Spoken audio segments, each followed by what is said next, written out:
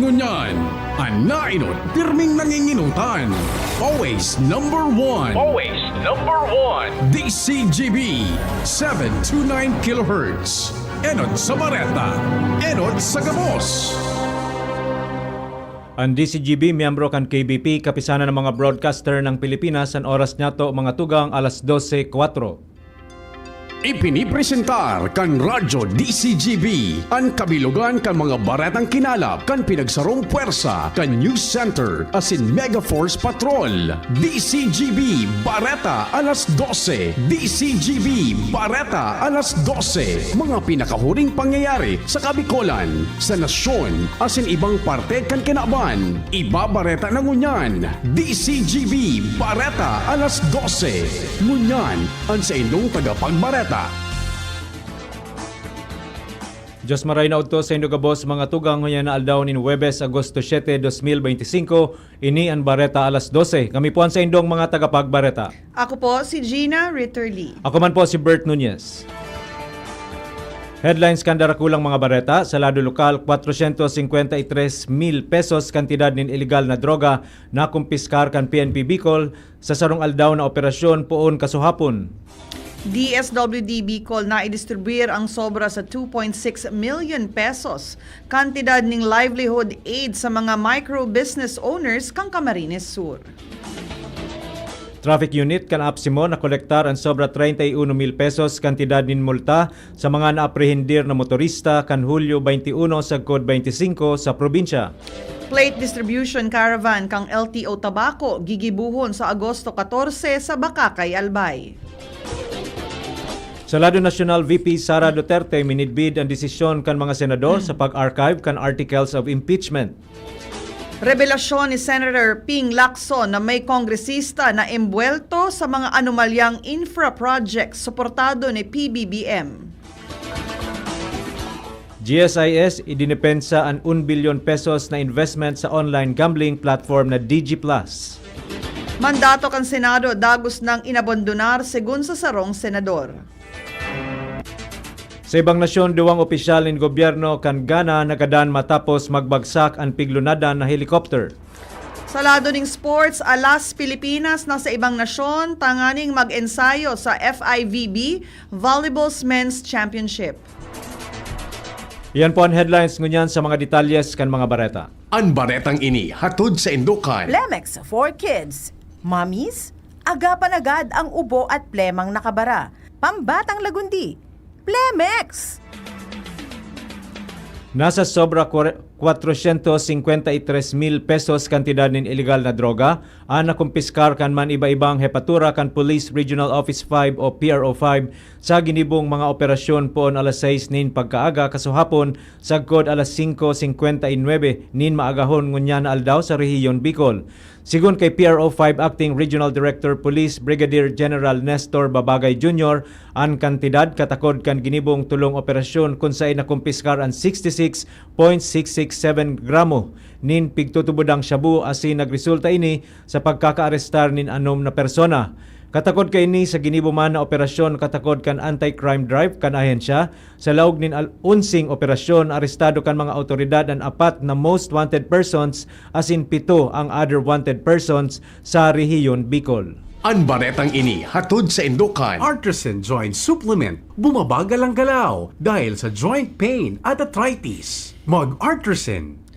Na i-distribuir kan Department of Social Welfare and Development o DSWD Bicol ang sobra sa 2.6 million pesos kantidad ng livelihood aid sa 131 micro-business owners hali sa Gainza, Camarines Sur na naapektaran kan severe tropical storm Christine kang nakaaging taon.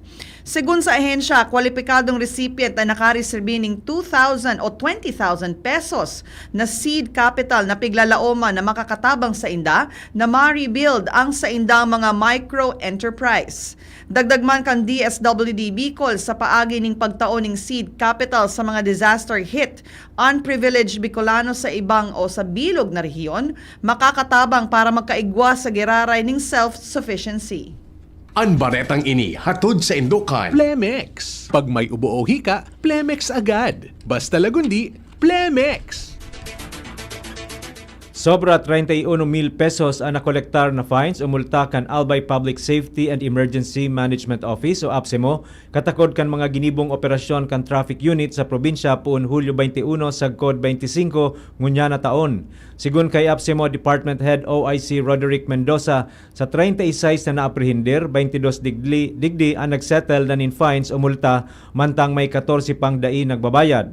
Sigun sa impormasyon, nasa 36 na motorista ang naaprehinder na warang helmet, 2 ang disregarding traffic signs, 16 ang dahilan kan obstruction, 7 ang unlicensed driver, mantang 9 ang driving unregistered as in overloading.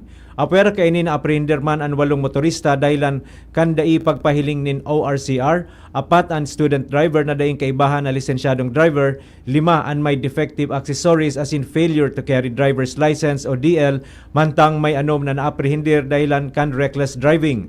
Mientras na na-apprehender man ang 3 motorista dahilan kan warang plaka. 2 ang may expired na lisensya, mantang may pig sararo man ang dahilan inappropriate DL, truck ban, dirty plate, no side mirror as in non-wearing of authorized uniform. Ang baretang ini hatod sa Indukan. This news is brought to you by Actimed Quality Generics. Isang pangalan, singbisa ng maraming branded. Actimed Quality Generics. Gigibuhon sa Agosto 14 ngunya na taon ang Plate Distribution Caravan kan Land Transportation Office o LTO Tabaco District Office sa Bakakay Evacuation Center, second floor kan Bakakay East Central School Compound. Sigun sa anunsyo kang ahensya, i-opposir ang aktibidad sa o anman na iba-ibang serbisyo aro kang MV replacement plate backlogs. Replacement kan MC 2017 paibaba o temporary plates. Replacement kan MC 7-digit plates as in TODA 2017 to 2014 plates backlogs. Para sa mga makuha kan sa indang mga plaka, kaipuhan sa nang magdara registered owner ni latest ORCR as in valid ID, mantang kung may representante kaipuhan na magdara ni latest na ORCR, authorization letter, registered owner as in representative ID.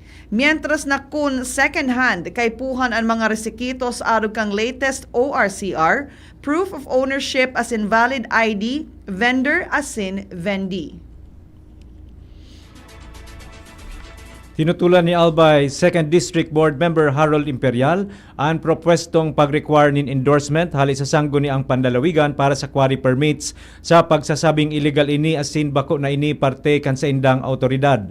Sa privilege speech ni Imperial, ang sanggo ni ang Pandalawigan endorsement o certification of non-objection para sa commercial sand and gravel o CSAG ang nagbabayular kan Local Government Code of 1991. Nakapalaman digdi sa Section 138 kan RA 7160, ang gobernador sana ang may autoridad na magpaluwas ka nasabing mga permit. Apera kay ni tinawan doon man kan opisyal ang DILG Opinion No. 73 Series of 2018 as in Memorandum Circular No. 2010-101 kung saan pareho kay ning pigkumpirmar na ang quarry permits nasa irarom kan ehekutibo. Dagdag pa ni Imperial na anuman ang ordinansa na nagre-require nin SP endorsement para sa CSAG permits and void from the start for being ultra-virus o beyond legal authority. Pinatanidan man kan opisyal ang sanggunian na kung magpapadagos ini, posibleng mabayular kaini ang separation of powers as in ma-expose ang SP sa administrative o legal consequences. Nangapudan man si Imperial sa iyang mga pag-iriba na mantiniron ang lawful governance as in respetuhon ang separation of powers o ang poder kan ehekutibo as in lehislatibo. Matrayumpong na ikondusir kan mga personahes kan Catanduanes o Catanduanes Police Provincial Office PPO ang tulong aldaw na Basic Motorcycle Riding Safety Seminar na nagpuon kan Agosto 4 sa Kudsais ngunya na taon sa Camp Master Sergeant Francisco M. Camacho Virac, Catanduanes. Ana sabing aktibidad pinartisiparan nin mga personahes hali sa 11 municipal police stations as in 2 mobile force companies kang probinsya. Sigun kay Catanduanes PPO Provincial Director Police Colonel Elmer Sereno, maawat kang seminar na makapagtaoning supisyenteng kasanayan sa mga pulisya manungod sa ligtas na pagpapadalagan ni motorsiklo, tamang asal sa tinampo asin kahandaan sa emergency response situations. Tulos na naarestar kan mga operatiba kan Sorsogon Police Provincial Office o PPO ang 24 anyos na suspek na nanaksak sa sarong 44 anyos na biktima sa barangay Gadgaron, Matnog, Sorsogon. Basado sa inisyal na investigasyon kan Sorsogon PPO, naglalaba ang biktima na si alias Nida kan saksakon ini kan suspek na si alias Rolly. Tulos man na idinara sa pinakaharaning ospital ang biktima kung sain padagos ining nagpaparahay. Sa ngunya, nasa kustudiya na kan mga otoridad ang suspek para sa magkakanigong dokumentasyon asin disposisyon mantang padagos man ang investigasyon kan Sorsogon PPO sa insidente. Padagos ng pinagigibong ngunya na aldaw ang Incident Command System Executive Course ngunya na aldaw sa Agosto 7 sa Oriental Hotel Legazpi City. Ang aktibidad pinapamayuhan kang gobyerno probinsyal kang Albay sa pakikipagkoordinar sa World Food Program. Basado sa impormasyon, pinagpapartisiparan ini kan mga opisyales kang lokal na gobyerno, kaibahan ng vice-gobernador, pamayo kang sangguniang panlalawigan committees on public safety and crisis management, mga alkalde asin vice-alkalde kan mga munisipyo asin syudad, mga department head kang gobyerno probinsyal pati naman, pamayo kan PDRMC, committee o council member heads. Sigun kay Albay Governor Noel Rosal, maawot kan aktibidad na mapakusog ang disaster preparedness as in response kan probinsya para sa paghampang kan mga piglalauman na kalamidad.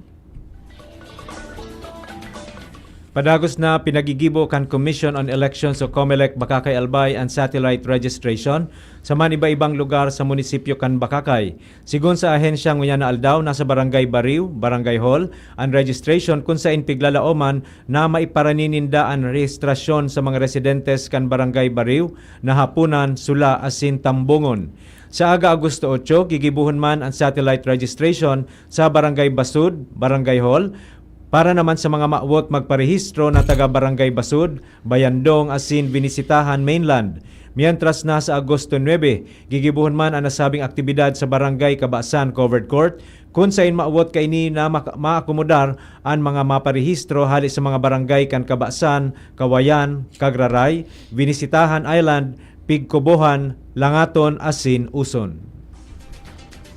Nasa 160 students hali sa manay-ibang eskwelahan sa probinsya ng Albay ang nakaresibi kan sa idang sweldo sa ginibong 20-day working period bilang first batch kan special program for employment of students kan Public Employment Service o PESO Albay sa Albay Astrodome, Legazpi City. Sigun kay PESO Manager Eli Salting, naresibi kang kada estudyante ang 12,300 pesos katakod kan pagtrabaho kay ni puon Mayo 2 30 ngunya na taon.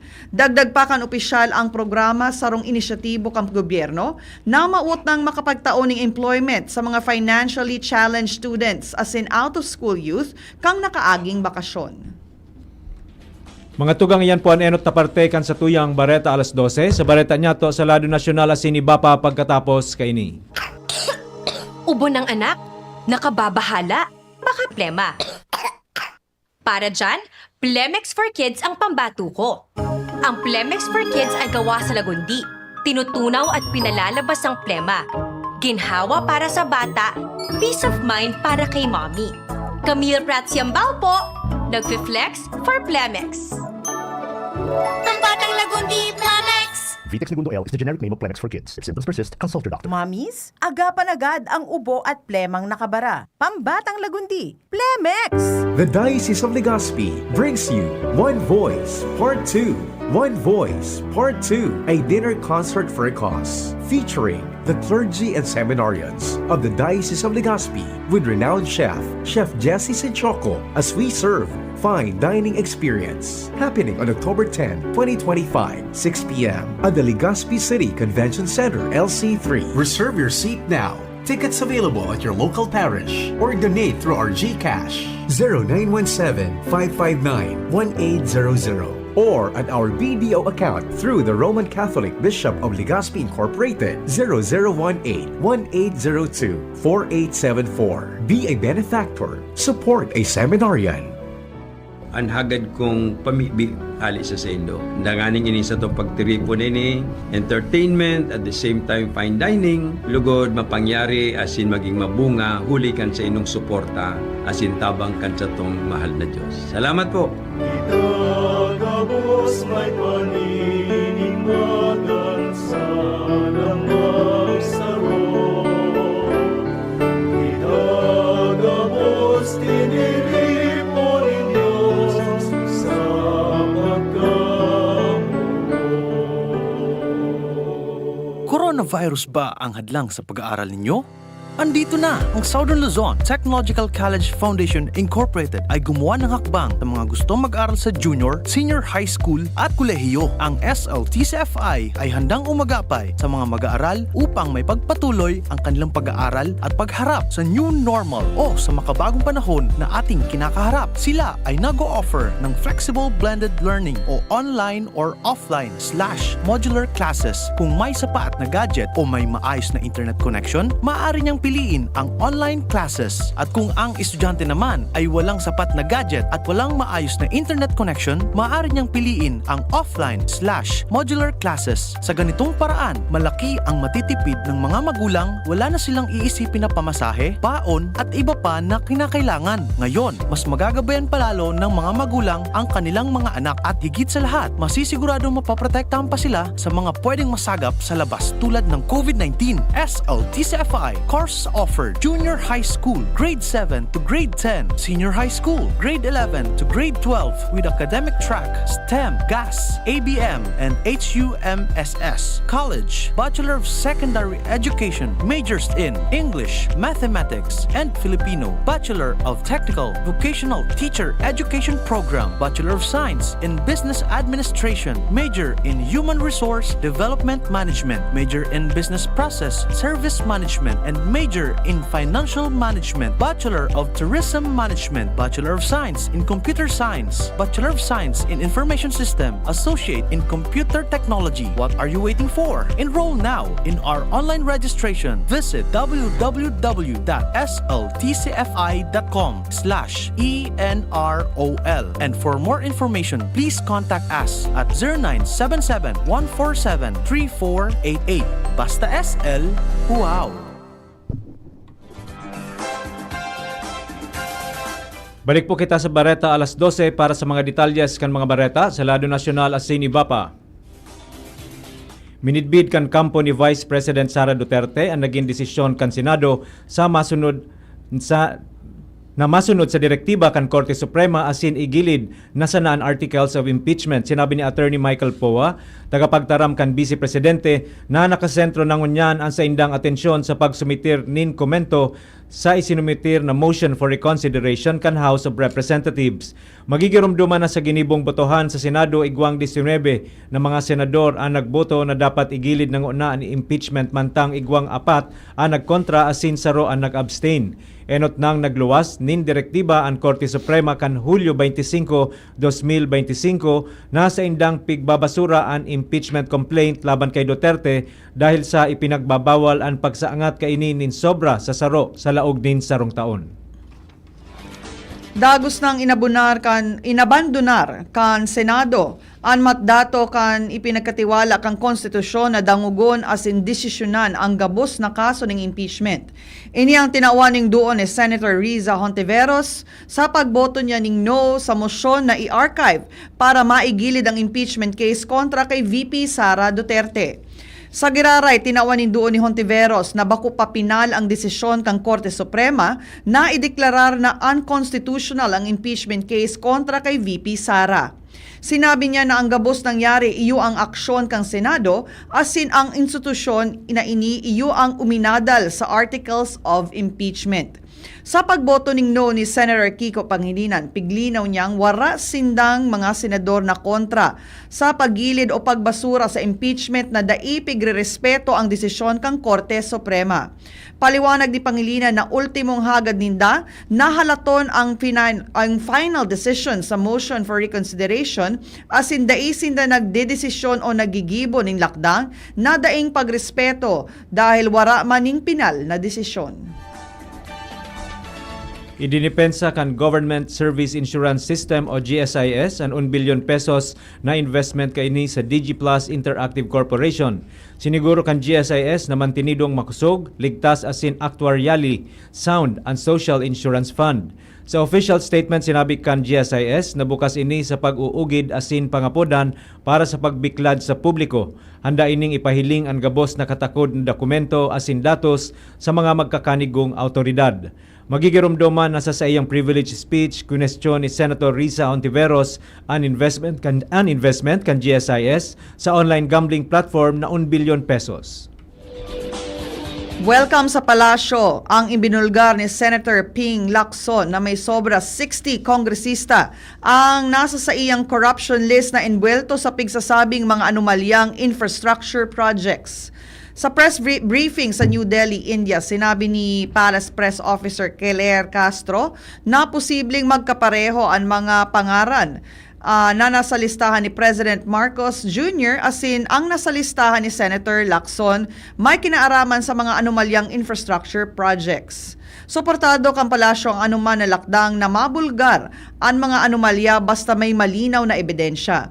Hinagad man ni Castro ang si Isay man na may naaraman sa siring ng mga anomalya na magdulok sa sainda. Sa ikaduwang sunod na bulan sa Giraray na nabawasan ang numero kan mga Pilipinong daing trabaho o kabuhayan kan bulan in Hunyo.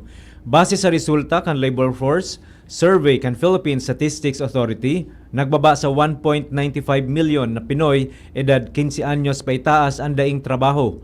Mas hababa ini kumpara sa 2.03 milyon na jobless na mga individual kan Mayo 2025. Dahilan digdi na sa 3.7% ta sa ang unemployment rate kan Hunyo, hali sa 3.9% kan Mayo. Gustong sabihon, nasa 30 hali sa 1,000 na individual ang wala pang kabuhayan o trabaho. Sigun kay PSA Deputy National Statistician Divina Gracia del Prado, nakaibahan sa mga daing trabaho ang nasa games and amusement asin entertainment sector kung sa imposibleng nakaapekto digdi ang issue sa online gambling. Day pa masabi kang abogado ni dating Negros Oriental Representative Arnulfo Teves kung matutugutan sinda kang korte na magpiyansa para sa kasong murder na kinakaatubang kaini. Sigun kay Attorney Ferdinand Topacio na nagkondukta ng bail hearing sa Manila Regional Trial Court Branch 12.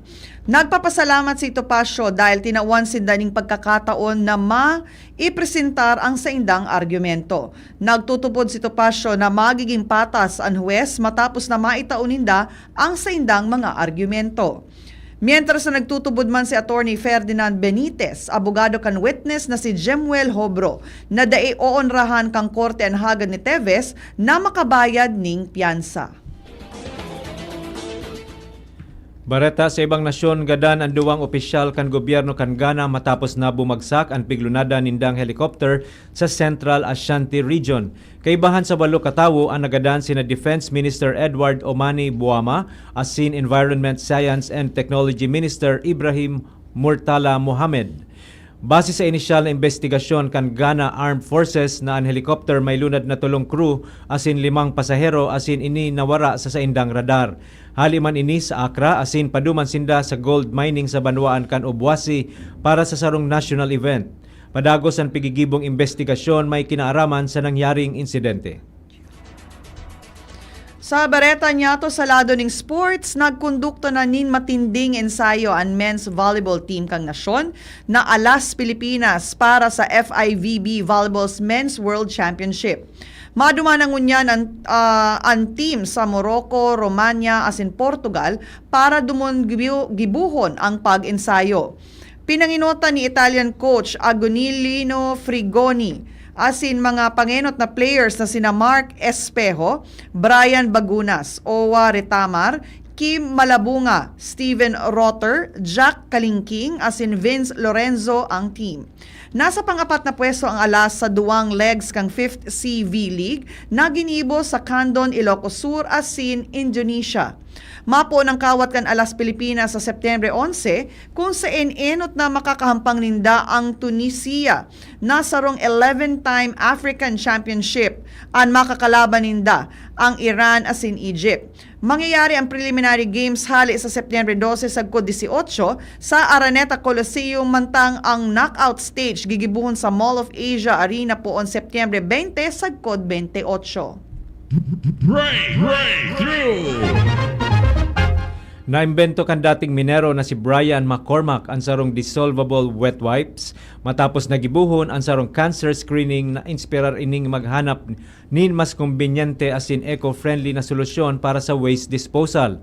Sigon sa iya na maawot kay nin na mabawasan ang patanid sa kalikasan kan mga plastic containing wipes. An sa iyang imbensyon accredited na kan Water UK's Fine to Flush standard. Istoryang naiiba. Para po sa satuyang special story, naresibik ang sarong 39 anyos na si Troy Conley Magnuson ang Guinness World Record title na fastest time to rotate a Ferris wheel by hand. Matapos niyang paandaron gamit ang sayang kamot ang sarong Ferris wheel sa Luna Park sarong theme park sa Sydney, Australia. Tangani midbidon kan Guinness ang record attempt kay puhan ang Ferris wheel na gagamiton. Dapat may 24 gandola as in may kabilugan na gabat na 99,208 pounds. Naging matrayumpo ang record-breaking attempt ni Magnuson kan mapatalibong niya ini sa loob ng 16 minutes as in 55 seconds. Apwera sa world record title, ginibo niya ang challenge bilang sarong fundraising event kung saan nakakolektar siya ng 15,500 Australian dollars o kapareho ng sobra sa 576,000 pesos kung saan idinunar niya ini sa charity sa Little Wings, sarong non-profit organization na nagtatabang sa mga kahubenesa na may malalang helang. Flashback. Ngunyan aldaw Agosto 7 taon 1940 ipinasar kan National Assembly ang Educational Act of 1940 na nagpapababa kan taon sa elementarya poon 7 taon asin ginibong anom na sana. Ang parehong leyes itinalaan man ang edad na 7 anyos bilang tamang edad sa pagklase asin required compulsory attendance sa mga estudyante na nasa grade 1. Ipinautob man kan leyes ang single session system kung saan may sarong klase pagkaaga asin saro man sa hapon sa irarom kan sarong maestra tangani maakomodar ang mas dakol na estudyante. Mga tugang iyan na po ang kabilugan kan sa tuyang alas 12 mga bareta, tinipon asin kinalap sa DCGB News Base. Sa pangaran kan mga nagsurat kan bareta, na pinamamayuhan kan sa tuyang News Manager and News Director Sir Mar de la Cruz, kay ba si Miss Nicole Gloriani, Social Media Writers Miss Jenny Matthew Balyaran, Miss Shara May Leron asin Mr. Jimos Barrios, sa lado technical katuwang tapo si Sir Nems Flora asin si Mr. Jerome Nico Martinez ang sa tuyang IT. Sa ngaran po kan bilog na tropa kan Megaforce Patrol asin sa pangaran kan mga nagaantabay sa DCGB News Facebook page, DCGB YouTube channel, DCGB Live app asin sa 729 kHz sa pihitan kan sa indong mga radyo. Kami po ang naging sa indong mga takabagbareta. Ako po si Gina Ritterly. Ako man po si Bert Nunez. Abangan po ang masunod na programa Iskaramusa with Miss Angel Mostasa. Always number 1. Always DCGB. Bareta alas 12 with Bert. And Gina. Salamat po. Happy lunchtime. Tagustabi ka mo sa Legazpi. Land of brave hearts, bright smile, and the biggest celebration of who we are. Ibalong Festival. It is not just what you see, it's what you feel. The rhythm in our streets, the warmth of our people, and the hero in every Bicolano you'll meet. Ibalong lives in how we stand strong, how we celebrate life, and how we show the world what it means to be a Bicolano. Heroes are not just in stories, they live in all of us. Come to Legazpi, awaken that hero within. This year's celebration is bigger, brighter, and bolder than ever. Opening fireworks display, Ibalong Exhibit, Art vs. Cancer, Shades of Strength, Ibalong Agri Trade Fair, and Beer Plaza. Grand Opening Parade, Ibalong Festival Boxing Competition, Eucharistic Mass, and Ibalong Opening Concert. Ibalong Tattoo Expo 2025, First Mayor's Cup Ibalong Festival, Open Karate Do Championship, Derby, First Mayor Hisham Ismail Airsoft and Speedball Competition, Baile de Ibalong and Dance Showdown 2025, Vocal Warriors Ibalong and Sing Off 2025 auditions. First Ibalong Digital Animation Competition, Beach Volleyball Tournament, Ibalong Festival Grand Jog Fair 2025, Ibalong Band Fest, Battle of the Bands, and Ibalong Golf Tournament. Ibalong Zumba 2025, the first Ibalong Fun Bike and Fun Run, Car and Motor Show, Ibalong Grassroots Dance Sports Tournament, and DMS Medical and Optical Mission, Table Tennis Tournament, and Dragon Boat Invitational Race, Fort Mayon 360 Bike Challenge, Tahanang Tanghalan and Ibalong Football Tournament, Second National Billiards Tournament, Mutianang Ibalong Coronation Night, Vocal Warriors Sing-Off Grand Finals, Ibalong Street Dance Competition, First Ibalong Festival Regional Open Pampsay and Tugueroy, and the Grand Finale. Live Bini Concert. At Opo, Bini is coming to the Gaspi. Kaya, don't miss it! From August 1 to September 6, feel the beat, taste the culture, live the legend, street parades, pageants, concerts, food, and adventure. Ibalong Festival 2025. Bakunang Angat,